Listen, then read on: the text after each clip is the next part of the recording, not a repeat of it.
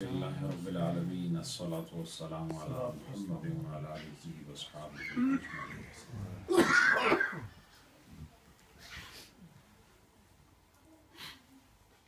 वज़ाकिरीन अल्लाह वज़ाकिरात अअद्दल्लाहु लहुम मग़फ़िरतन व अजरन अज़ीमा।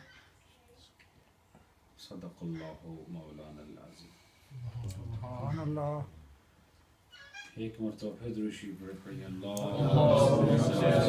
सय्यदना मौलाना मुहम्मद सय्यदना मुहम्मद मुबारक सल्लल्लाहु अलैहि। हाज़रीन मोहतरम, आज मोहतरम हाजी साहब के इस दौलत खाने पर ये मुख्तसर सी मजलिस ज़िक्र के चुनीदा और पाकीज़ा उन्वान के नतीजे में कायम और दायम है, और इस महफिल में हम सब की हाज़री अल्लाह के ख़ास करम और उसकी मेहरबानी की एक खूबसूरत तस्वीर है कि उस रब्बुल आलमीन ने अपने ज़िक्र के लिए हमारी ड्यूटी लगा रखी है। रूए ज़मीन पर जहाँ रहें हमारा ज़िक्र कर सकें। और मैं चाहता भी यही हूँ कि हमारी ये अलामत बन जाए, लोग हमें ज़िक्र वाले कहें, हमें कोई पीर कहे ना कहे, कोई आलिम कहे ना कहे, मौलाना साहब कहे ना कहे,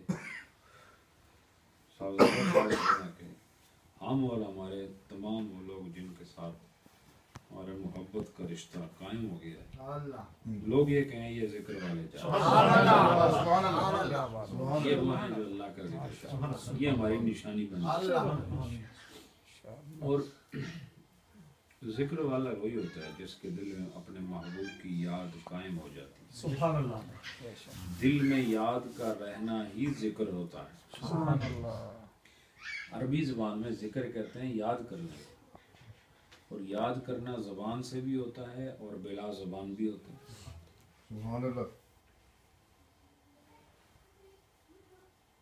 मुझे आप बताएं कि पत्थर अल्लाह को याद करते हैं कि नहीं, करते हैं कि नहीं? लेकिन कभी आपने पत्थर की आवाज़ सुनी? नहीं। की ज़बान नहीं है, लेकिन ज़बान नहीं फिर भी ज़िक्र होता है। पता चला कि अल्लाह के ज़िक्र के लिए ज़बान का होना ज़रूरी नहीं, जान का होना ज़रूरी। जान हो तो अल्लाह का ज़िक्र होता है। और जो पत्थरों को मुर्दा समझते हैं वो गलत है।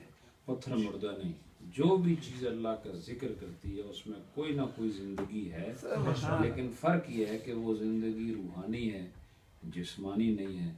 और वो उस जिस्मानी ज़िंदगी से वो रूहानी ज़िंदगी बेहतर जो जिस्म में रहते हुए खुदा को भूल जाए, वो रूहानी ज़िंदगी बेहतर है जिसमें खुदा याद रह जाए।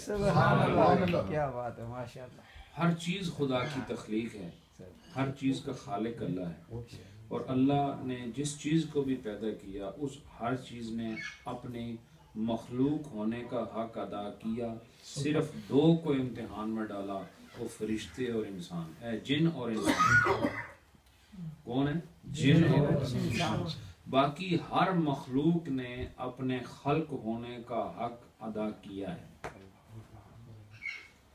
पहाड़ को जिस मकसद के लिए खुदा ने बनाया वो पूरा कर रहा है, सूरज को जिस लिए बनाया वो अपना काम कर रहा है, चांद को जिस लिए बनाया चांद अपना काम कर रहा है, फरिश्तों को जिस लिए पैदा किया फरिश्ते अपना काम कर रहे हैं,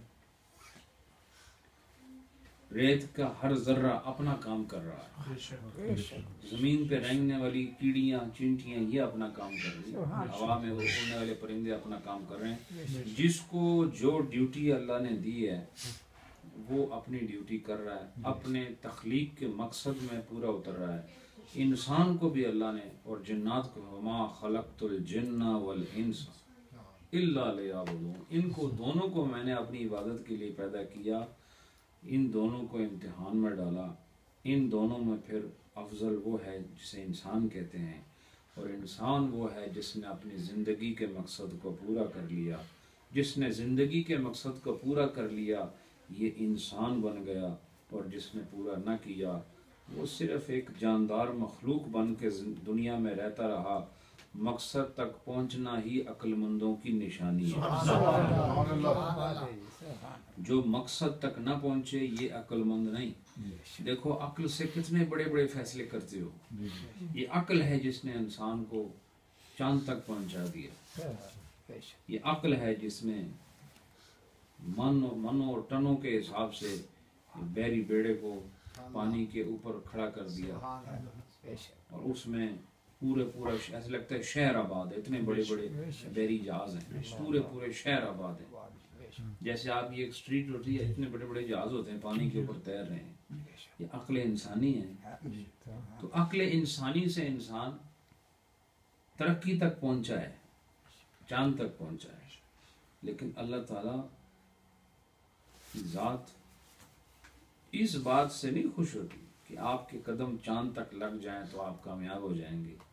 आप ज़मीन के हीरे जो रात इकट्ठे कर लें, उसकी तह में जाना सीख लें तो आप कामयाब हो जाएंगे। आप जो है ये जो बड़े बड़े सैयारे हैं उन तक पहुंच जाएं तो फिर आप कामयाब हो जाएंगे। अल्लाह अपने बंदे से ये चाहता है कि जो मेरी इताअत करे, जो मेरा हुक्म माने, मेरे बताए हुए तरीके के मुताबिक ज़िंदगी गुजारे, ताबेदारी में गुजारे, चांद तक ना पहुंचे, वो ज़मीन में ही रहे, ताबेदार रहे तो चांद वालों से ज़्यादा अच्छा। तो अक्ल जो रहनुमाई करती है चांद तक जाने की, इसी अक्ल को जो तुम्हें चांद तक लेकर जा सकती है, तो मैं आपको बताता हूँ, ये आप साहिबान ज़ौक़ हैं कि चांद तक जाना मुश्किल है लेकिन अल्लाह तक जाना आसान है। अल्लाह की ज़ात हासिल कर लेना चांद तक जाने से कहीं आसान है। एक चांद तक पहुंचने के लिए कितने अरसा लगाया, कितनी तहकीकें की, कितने मरहलों से गुजरे, और अल्लाह तक पहुंचने के लिए आसान नुस्खा ये है कि सबसे पहले ईमान के बाद सुथरे हो जाओ, बाहर से नहीं अंदर से। जब अंदर और बाहर से सुथरे हो गए तो तुम रब तक पहुंच गए, और रब तक जो पहुंच गया ये वो इंसान है जिसकी इंसानियत पर फरिश्ते नाज करते हैं। और जो सिर्फ इंसान बन के इसलिए जी रहा है कि मुझे कमाना है, खाना है और दुनिया से चले जाना है, ये तो एक हैवान की जिंदगी है। इंसान की जिंदगी ये है कि उसने जीना है लेकिन रब का ताबेदार हो के जीना। उसने जिंदा रहना है लेकिन अल्लाह के हुक्म के मुताबिक रहना है। उसने खाना भी है लेकिन नबी पाक के बताए हुए तरीके के पर खाना है। उसने कमाना भी है, वो भी शरीयत के मुताबिक। जिंदगी को अल्लाह की दी हुई हुदूद के अंदर गुजारने वाला ये कामिल इंसान है। अल्लाह आपसे आपकी साइंसी जिंदगी के बारे में नहीं पूछेगा कि तुमने कितनी साइंस तैयार करके आए हो और कितनी तुमने तरक्की, और नए कहते हैं नया दौर है। नया दौर कोई नया नहीं होता, इंसान ही है जो अपने हरकत से, सकनात से, अपनी मालूमात से, अपने इल्म से नई नई चीज़ें बनाता है। उसको दौर का नाम दे देते हैं। दौर तो एक ही है, दौर एक ही है, ज़माने वही हैं, घंटे वही हैं, दिन वही हैं, रातें वही हैं, वही चली आ रही हैं। इसमें फ़र्क इंसान का मिजाज लेकर आता है। कभी ऐसा हुआ है कि आज यहाँ रात है तो अचानक दिन हो गया हो, दिन की जगह और रात की जगह दिन हो जाए? नहीं, ज़माना वही है। और ये शरीयत का हुक्म है कि ज़माने को बुरा ना कहो, ज़माने को बुरा ना कहो। ये मैंने खुद ये हदीस पढ़ी है, सुनी नहीं है, खुद पढ़ी है। ज़माने को दहर कहते हैं अरबी में। तो कहा कि ज़माने को बुरा ना कहो। ज़माना बुरा नहीं होता, ज़माना अल्लाह की तरफ से है। वो क्या है? वक्त है, सुबह है, शाम है, फजर है, असर है, ये ज़माना है। दिन है, रात है, हफ्ता है, महीना है, साल है, सदियाँ हैं, ये ज़माना। इनका कोई कसूर नहीं होता कि पहले ज़माना अच्छा था, पहले अब ज़माना ठीक नहीं। ज़माना वही है, इसमें बंदे बदल गए। कौन बदला है? बंदे बदले हैं। जब बंदे बदले तो माहौल बदल गया, माहौल बदला तो मिजाज बदल गया, मिजाज बदले तो अकदार कायम न रह सकी, और फिर हम उसको अच्छा दौर या बुरा दौर कहते हैं। दौर अच्छा बुरा नहीं होता, इसमें इंसान होते हैं अच्छे और बुरे होते हैं। बहरहाल जिंदगी गुजारनी है लेकिन अल्लाह की इताअत में गुजारनी है, रसूलुल्लाह की मोहब्बत में गुजारनी है। दुनिया की फिक्र इतनी नहीं करनी कि थोड़ी बहुत परेशानी आए तो हम उसको दिल पर ले लें। आप फिक्र उस जहान की करें कि जिसकी तैयारी अल्लाह के नबी भी करते हैं, जिसकी तैयारी अल्लाह के वली करते हैं, जिसकी तैयारी सहाबा किराम करते हैं। हज़रत उस्मान बिन अफ़्फ़ान रज़ी अल्लाह ताला अन्हु, आप कब्रिस्तान से गुजरते थे तो आप इतना रोते थे कि आपकी दाढ़ी मुबारक आंसुओं से भीग जाती। और हज़रत उस्मान वो रज़ी अल्लाह ताला अन्हु, ये वो पाक और वो अज़ीमुल मर्तबत और वो यकताए रोज़गार नबी पाक सल्लल्लाहु अलैहि वसल्लम के साहबी हैं कि जिनको हुज़ूर सल्लल्लाहु अलैहि वसल्लम ने यहाँ तक फरमाया था कि जब ग़ज़वा तबूक के मौके पर, जैश उसरत के मौके पर जब आपने बार बार माल लुटाया, अगर उनके अमाल पर हुज़ूर को इतना एतमाद था, हुज़ूर चूँकि आइंदा की खबर भी रखते थे, और उन्होंने कहा कि उस्मान इसके बाद जो मर्जी करे, इसको लोगों को पूछने वाला नहीं। और कमा काल नबी सल्लल्लाहु अलैहि वसल्लम, इतनी छूट किसी को दे दो आम आदमी को तो वो फिर क्या देखेगा। लेकिन उस्मान गनी रज़ी अल्लाह ताला अन्हु वो साहबी हैं कि नबी पाक को आपकी शख्सियत पर इतना एतमाद था कि फरमाया आज के बाद उस्मान जो मर्जी करे, इससे सवाल नहीं होने वाला। मतलब ये कि मुझे मालूम है कि ये एक कदम भी मेरी शरीयत के खिलाफ चलने वाला नहीं है। और फिर वो अशरा मुबशरा सहाबा किराम है, उनमें हज़रत उस्मान बिन अफ़्फ़ान रज़ियल्लाहु ताला अन्हु का नाम आता है, जिनको हुज़ूर ने दुनिया में कहा कि उस्मान जो है जन्नत में जाएंगे। लेकिन उनका ये हाल है कि वो कब्रिस्तान से गुजरें तो इतना रोते हैं कि आपकी आंसुओं से बहने वाले आंसू आपकी दाढ़ी मुबारक को तर कर देते। इतना तो पूछा जाता आप इतने कामिल और आप रोते हैं? कहा नहीं, आखिरत की मंजिल में से ये पहली आखिरत की मंजिलों में से ये पहली मंजिल है। जिसकी ये मंजिल कामयाब हो गई उसकी सारी मंजिलें कामयाब हो जाएंगी, और जो यहाँ पर रह गया वो आगे भी सारी मंजिलों में रह जाएगा। पता चला कि वो असल जो तलब और वो असल फ़ायदा और नुकसान जिसकी बुनियाद पर एक ना ख़त्म होने वाली ज़िंदगी जिसका अभी सामना है, उस मंजिल के लिए मोमिन की तैयारी उस ज़ौक़ और शौक़ से क्यों नहीं जिस तरह दुनिया के लिए वो तैयारी करता है, दुनिया के मफादात के लिए तैयारी करता है, और दुनिया के नुकसानात पर जिस तरह वो गमज़दा होता है। अगर उसका आधे से भी कम गम दीन के नुकसान पर करे तो इसका ये गम भी इबादत बन जाता है। मैं आपको बताऊं कि आप अपना ईमान का टेस्ट खुद कर सकते हो कि एक दिन आपकी नमाज रह जाए तो टेस्ट करो अपना ईमान। अंदर तकलीफ हुई, अंदर दर्द हुआ, अंदर कोई कांटा चुभा कि आज मेरी नमाज रह गई। अगर कांटा नहीं चुभा तो फिर खुद आप देख लो कि ईमान किस मर्तबे का है। अगर किसी का 1000 गुम हो जाए, उसकी परेशानी का वो इधर फोन करता है, उधर बातें करता है, इधर रिपोर्ट कर, इधर क्या हुआ जी 1000 पाउंड गुम हो गया। 1000 पाउंड की क्या हैसियत है, उसके मुकाबले में फजर भी नहीं, ज़ोहर भी नहीं, असर भी नहीं, मगरिब भी नहीं, इशा भी नहीं, पूरा वफ्ता नमाज नहीं, पूरा महीना नमाज नहीं, पूरा साल नमाज नहीं, और इसको गम भी नहीं होता, इसको तकलीफ भी नहीं होती, इसको परेशानी भी नहीं होती। इतने बड़े नुकसान पर, दुनिया का वो नुकसान जिसकी कोई हैसियत नहीं, उस पर इतने परेशान कि सारे मोहल्ले को सर पर उठा रखा है। और वो नुकसान जो आखिरत का नुकसान है, वो जो कब्र का नुकसान है, वो जो पुलसरात का नुकसान है, वो जो मैदान हशर का नुकसान है, उस पर दिल में कांटा न चुभे तो ये ईमान की कमजोरी है। दीन के नुकसान पर भी ऐसे ही तड़पना चाहिए जैसे दुनिया के नुकसान पर तड़पते हो, और दुनिया का नुकसान भी दुनिया में रह जाता है, दुनिया का फायदा भी दुनिया में रह जाता है, और दीन का नुकसान और दीन का फायदा दोनों साथ जाते हैं। तो बात समझे कि नहीं? दुनिया का नुकसान भी यहीं रह जाता है और दुनिया का फायदा भी यहीं रह जाता है, लेकिन दीन का नुकसान और दीन का फायदा ये साथ जाते हैं। इसलिए उस फायदे को फायदा समझो जिसने साथ रहना है, और उस नुकसान से बचो जिसने साथ रहना है। उस नुकसान से बचने का तरीका क्या है?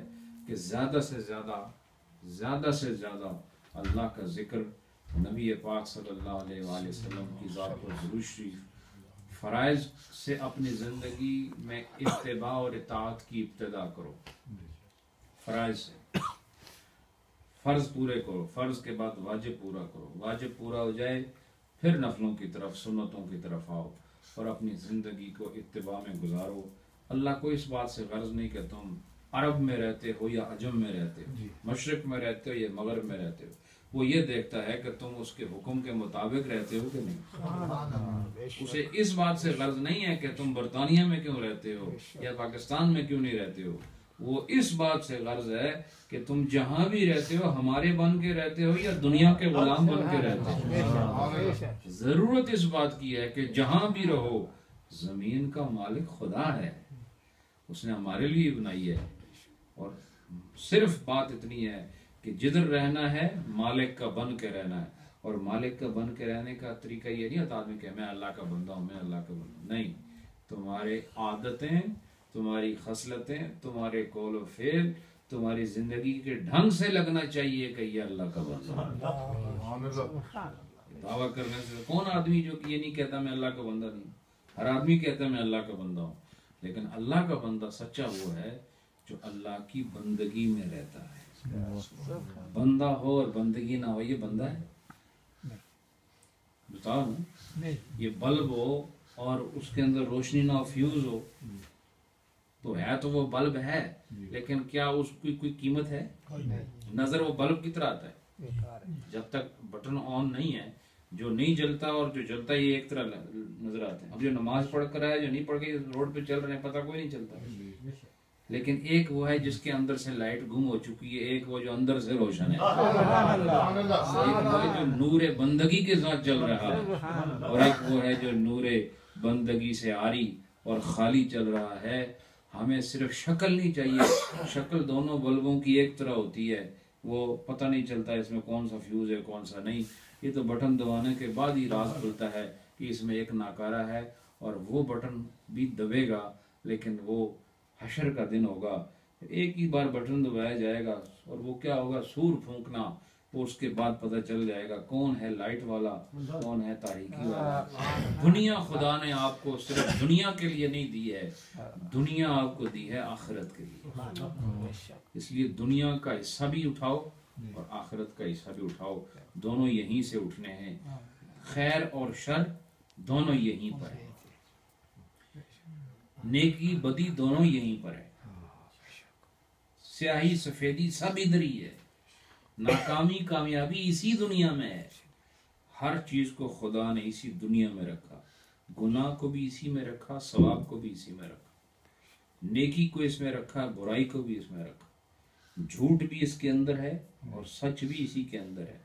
इस दो सिफात से मामूर दुनिया में मोमिन को ये फैसला करना है कि उसने किस जानिब रुख करना है, सच्चाई की तरफ या बुराई की तरफ। उसने हिदायत का रुख करना है या गुमराही का रुख करना, दोनों यहीं पर हैं। बस कामयाब इंसान वो है, खुशकिस्मत इंसान वो है जिसको खुदा हिदायत देकर बुराई से नफरत दे दे और नेकी से मोहब्बत दे। मैं और आप सब एक गिने चुने अय्याम गुजारने के लिए इस दुनिया में हैं।